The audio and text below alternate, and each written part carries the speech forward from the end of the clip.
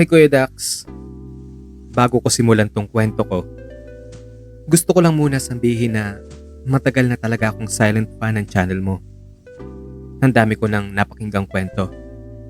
May mga nakaka-excite, nakakapag, alam mo na. At meron din parang kwento ko na rin kasi kwento naming mga kasama sa LGBT ang ina-rate mo. Kaya eto, naisipan ko na rin na ibahagi yung sa akin. Just call me Iwa, 26 years old. Uunahan ko na kayo, hindi ako yung tipo ng bakla na malamya.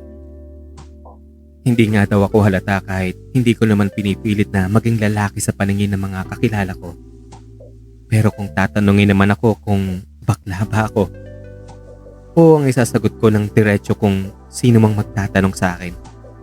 Pero kung wala naman nagtatanong, hindi ko rin naman ipagsisigawan. Yung parang bahala ka kung anong isipin mo, basta ako, chill lang ako. Ang itsura ko raw sabi nila, may dating na pwedeng endorser ng isang brand. Hindi lang nila sinabi kung anong brand yon. Baka nga poste ng Meralco kasi matangkad din naman daw ako. 1 inch na lang ay 6 feet na ako. Maputi. Pero Pinoy na Pinoy pa rin ang features at katamtaman ng build ng katawan. Crew ako sa isang branch ng Jollibee dito sa BGC. Ako yung tipo ng crew na palaging nasa counter. Dahil na rin siguro sa itsura ko. Sa totoo lang, parang ginawa nila akong display sa harap.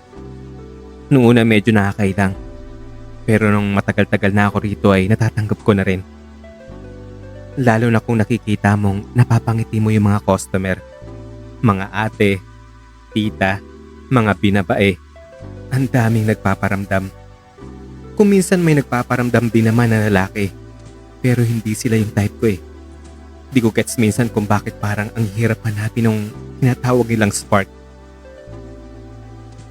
Hanggang sa isang araw nga, habang nasa counter ako, dumating siya. Iba talagang dating niya kuya. Yung tipong pagpasok pa lang niya ng pinto, nag-slow mo kaagad ang paligid. Matangkad din siya. Mga 6 footer na siguro siya. Ang kinis ng balat. Tapos ang ganda ng hulma ng panga niya. Yung buhok naman niya ay medyo may pagka-wavy pero neatly styled. Kung makakasalubong mo nga siya sa isang lugar ay mapagkakamalan mo siyang artista kasi mukha siyang ganon. Nakasuot lagi siya ng long sleeves at slacks. Parang galing lagi sa opisina. Pero di yung stiff type. Parang casual lang pero ang linis talaga niyang tingnan. Nung una ko siyang nakita, parang napako yung mata ko sa kanya. Hinilig ako Kuya Dax, literal.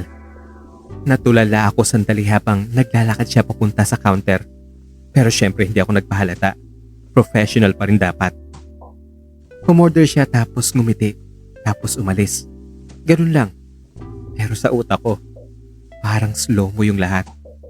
May kakaibang vibe tong lalaking to na hindi ko talaga maipaliwanag. Kakaiba siya sa mga nakikilala ko at nagpaparamdam sa akin. Sa madaling salita ay ang lakas ng tama ko kagad sa kanya Kuya Dax.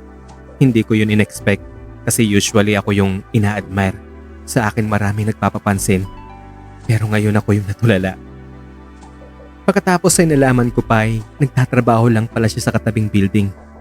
Once a week kung kumain daw to sa Jollibee. Kaya simula nun, inaabangan ko na siyang tuwing ganong araw. Sa dami ng araw na nag-aabang ako sa kanya, parang naging weekly routine ko na talaga yon. Lunes ang araw ng punta niya. Pag Lunes, mas maaga akong gumagayak. Minsan pa nga ay napapansin ng ibang crew. Kaya niloloko nila ako. Aba, may date ka ba, Iwa? Bakit parang naligo ka ng pabango ngayon? Tapos tatawanan ko lang sila. Nang hindi nila alam, hinihintay ko lang dumating ang dahilan kung bakit excited akong pumasok sa trabaho. Lalo na pag darating ang Lunes. Dumating ang isang Lunes na yon. Pero kakaiba siya sa lahat ng Lunes na dumaan. Kasi hindi siya mag-isa. Actually, 3 silang pumasok sa branch namin. Siya, isang babae, at isang lalaki na halos ka-age niya rin. Yung babae hindi ko may pagkakailang maganda. Yung parang tipong HR sa isang malaking kumpanya. Maayos manamit, soft-spoken. at ang sweet nila sa isa't isa. Nariyan na yung magkasama pa sila sa pag-order.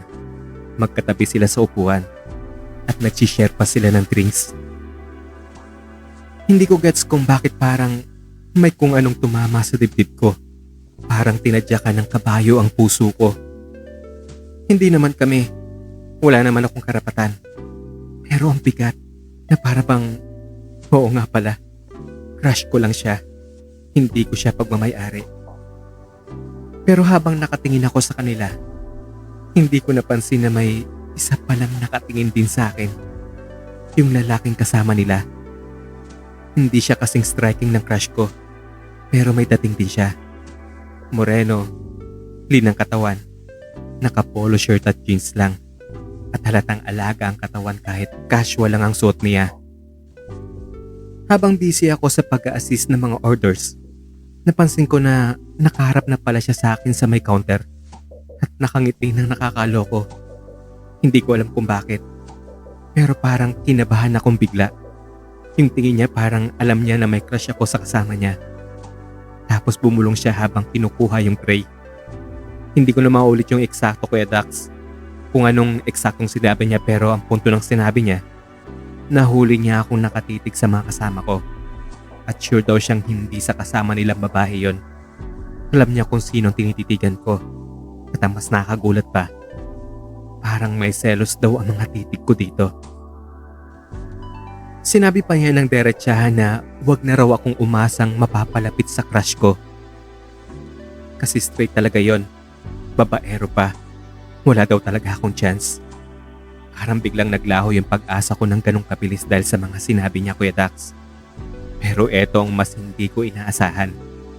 Dagdag niya, kung ako raw ay open pa sa ibang option, baka raw mas worth it akong subukan ang isang katulad niya dahil nararamdaman daw niyang pareho kami. Hindi ko alam kung ano mas nakakakilig o nakakagulat.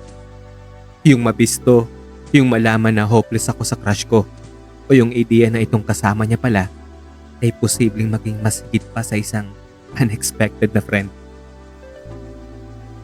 Mula nung araw na yun na nagsalubong ang mga mata namin at binigla ako ng mga sinabi niya, hindi ko na siya makalimutan. Hindi yung crush ko ha. Siya, yung kaibigan niyang lalaki na parang biglang lumitaw sa kwento ko ng walang warning. Hindi ko pa nga alam ang pangalan niya noon eh. Pero habang inuulit ko sa isip ko yung mga nangyari sa counter, parang siya na agad ang nagpapakapog ng puso ko. Isang araw habang break ako, nag-scroll ako sa Facebook. Nakita ko na may bagong tag yung branch namin na isang customer. Pinost niya yung order nila na Chicken Joy at Sunday.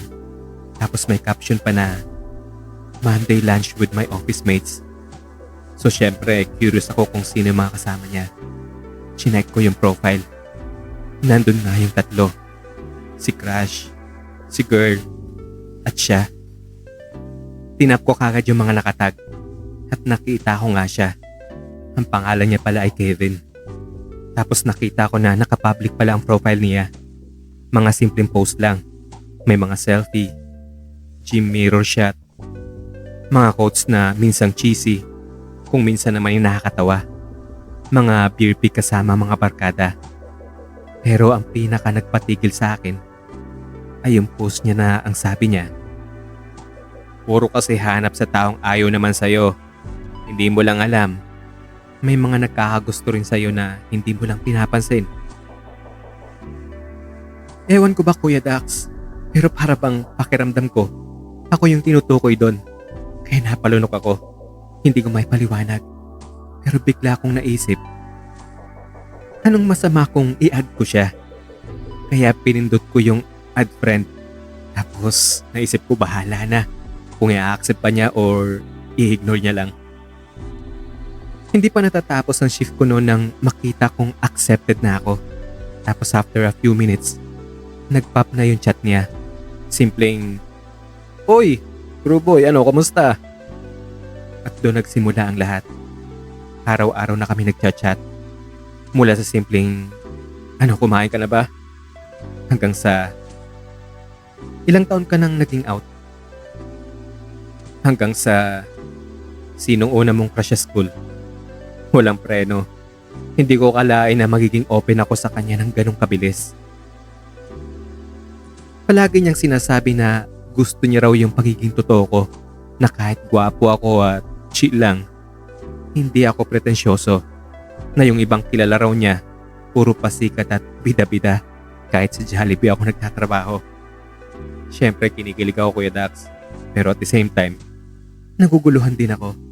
Kasi minsan sweet siya, minsan parang tropa lang. May mga hirit siya na flirty, pero binabawi rin at sasabihing joke lang. Pero in fairness gumagaan ang loob ko sa kanya. Lalo na nung time na bigla ko siyang tinanong ng, bakit mo nga pala ako kinausap nung nasa counter pa lang tayo? Feeling close ka din no? At ang sagot niya, simple lang.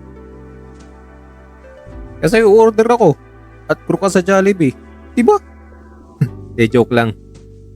Pero ang totoo, nung makita akong nakatitig ka kay Radson, nakita ko ang sarili ko sa'yo. Kasi ganun din ako nung una. Hindi naman kasi natin maiwasan na ma-attract sa kanya kasi aminin na natin na gwapo talaga siya at malakas ang dating. Pero since magkasama nga kami sa office, nakita ko agad na straight siya kaya itinigil ko na ang pagpapantasya ko. Kaya nung makita ko yung way na pagtitig mo sa kanya, naalala ko yung sarili ko sa'yo. Ayun. Kuya Dax, iba yung impact nun sa akin. Kasi never ko pang narinig yun kahit kaninong nakausap ko. Yung idea na may nakakita ng sarili niya sa'yo, parang sobrang personal lang yun sa akin. Simula nun, hindi na si Crush yung laman ng chat ko. Si Kevin na.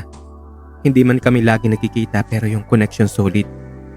Wala naman akong label para sa naharamdaman ko that time. Pero sigurado ako sa isang bagay. Gusto ko siyang mas makilala pa. At kung may chance, baka pwedeng masigit pa doon. Isang gabi, closing shift ako. Alam mo naman pag closing, medyo pagod pero may konting satisfaction kasi wala ka nang iintindihin pa. Wala na masyadong customer. Tahimik na ang paligid. Ilang minutes na lang ay tapos na rin ang shift ko. Habang nililinis ko na yung counter at inaayos ko na yung cash drawer, narinig ko yung pamilyar na tunog ng pinto. Akala ko isa lang sa mga riders na nagkamali ng pickup. Pero laking gulat ko nang makita ko si Kevin. Nakasuot ng black hoodie at cap. Parang casual lang na dumaan pero halata sa mata niya na may gustong sabihin. Napatingin ako sa orasan. 11:15 PM na. Medyo late na para sa kanya para lumabas. Lalo na kung wala namang importanteng gagawin. Pero nandun siya at yun lang sapat na para mas ma-appreciate ko siya. Simple lang ang sinabi niya. Na-bored daw siya sa bahay nila kaya lumabas siya para magpahangin. Pagkatapos naman ng shift ko, hinaya niya ako maglakad-lakad. Wala kaming direksyon, basta paikot-ikot lang kami sa BGC.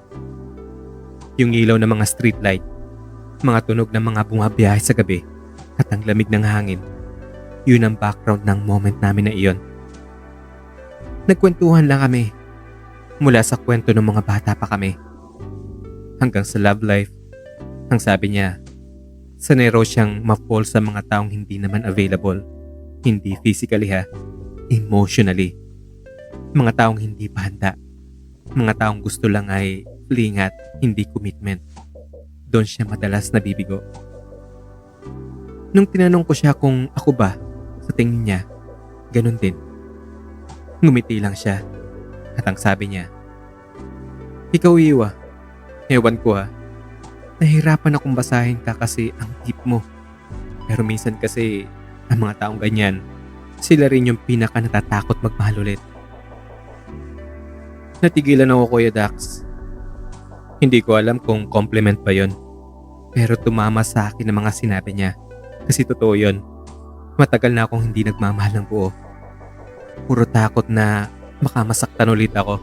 Hindi kasi naging maganda ang takbo ng last relationship ko. Pero sa ibang kwento na yun, Kuya Dax, pag sinipag ay susulat ko din yun at ipapadala ko sa inyo. Hanggang sa tinitigan niya ako at doon ay para akong nanigas. Ramdam ko yung init ng tingin niya. Wala siyang sinasabi na kahit ano, pero yung way ng pagtitig niya, parang ang dami niyang gustong sabihin. Minsan may mga araw talaga na hindi mo inaasahan, pero babago ng takbo ng nararamdaman mo. Ganun yung araw na inaya ako ni Kevin sa condo niya. Rest day ko naman nun, wala akong plano. At nalaman ko na rest day din pala niya. Ang sabi lang niya ay tatambay lang daw kami. Manonood ng movie, kakain ng takeout. Kaya ang reply ko sa message niya, sige, kita-kits. Simple lang ang condo niya. One bedroom sa isang mid-rise na noon ko lang nalaman na nasa likod lang ng building na pinagtatrabahuhan ko. Pagpasok ko pa lang ay ramdam ko na kagad yung kakaibang vibe dahil kaming dalawa lang ang nandun. Nagpa-deliver siya ng burger at fries. Nanood kami ng Netflix. Tapos sa kalagitnaan ng palabas, parang sabay kaming natahimik. Ewan ko kung dahil sa eksena o dahil pareho na kaming aware na may something na namamagitan. Yung tipong konting galaw lang, mararamdaman mong malapit na kayong bumigay sa curiosity. Tumabi siya ng konti sa akin. Doon ko lang naramdaman kung gaano kainit ang balat niya. Nagtagpo ang tingin namin. At kahit walang lumalabas na salita sa mga bibig namin, malinaw ang sinasabi ng mga mata niya na handa na kami. Dahan-dahan niyang inilapit ang kamay niya sa hita ko. Parang humihingi ng pahintulot kung okay lang ba. At nung hindi ako umiwas, alam na naming pareho ang sagot.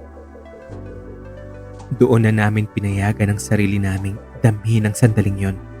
Walang pilitan, walang nagmamadali. Hindi ko na po gaanong ididetalye masyado kung anong nangyari. Mahirap na kasi baka ma-call out ka na naman, Kuya Dax. Pero yun na talagang unang beses na may naganap sa aming dalawa. Kung meron mang stage sa kahit anong relasyon na hindi mo gustong matapos kagad, yun yung parte na wala pa kayong label pero ramdam mo na kayong dalawa lang ang tinitipok ng puso ng bawat isa. Ganon kami ni Kevin. Pagkatapos nung gabi na yun sa condo niya, naging mas madalas na kaming magkasama. Minsan after shift, tambay lang sa park. Minsan naman sa gym. Minsan sa kwarto lang niya, nanonood ng pelikula. Habang sabay naming inuubos ang chicken joy at spaghetti na takeout. Wala pa kaming label, pero masaya kami sa isa't isa. Sa totoo lang, ngayon ko lang na-enjoy yung ganito. Yung tipong kahit simpleng hawak lang ng kamay sa ilalim ng mesa habang kumakain sa food court, sapat na. Yung simpleng tinginan habang sabay kaming naghihintay ng MRT, parang eksena na sa isang teleserye. Si Kevin yung klase ng tao na ramdam mo sa kilos niya kung gaano kanya pinahahalagahan. At syempre, dahil nasa ganito na kaming estado, hindi mawawala yung biruan. Isang gabi habang sabay kami nagluluto sa unit niya. Oo, nagluluto din kami. Hindi kami puro pa-deliver. Napunta yung usapan namin sa ex-crush ko, yung artista looking na madalas kumakain sa brunch namin noon. Ang sabi ni Kevin sa akin, "Uy ikaw, buti na lang at hindi siya ang pinili mo ah. Kundi, baka iniwan mo rin siya gaya ng ginagawa sa kanya ng mga babae niya." Noong mga oras na yun ay hindi ko rin maiwasang mapatawa dahil may isa siyang malaking revelasyon sa ex-crush ko. Or should I say, maliit na revelasyon. Ang sabi niya, "Alam mo ba yung crush mong yun? Face card, di ba? O, di mo naman may tatanggi, di ba? Face card. Pero alam mo ba, duty free pala yun sa baba." Ang tanging naisagot ko na lang ay baka chismis lang yun. At doon niya ibinulgar ang juicy na detalye. Apparently, isang beses daw, months before kami nagkakilala, may incentives daw ang company nila na maliban sa cash ay may GC sa isang men's spa. Hindi daw niya inaasahan na same day daw nilang i-avail yung GC na nakuha nila kasi nagkita sila doon. Nagkasabay sila sa loob ng private area. Hindi ko na kailangang explain pa masyadong spa routine. Alam niyo na kung anong nangyayari sa loob. Doon daw ay nakita ni Kevin.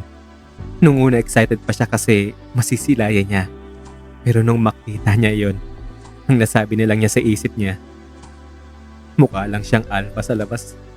Pero pagdating sa loob, baby shark. Kuya, hindi ko na talaga kinaya. Tawan-tawa ako sa mga narinig kong revelasyon.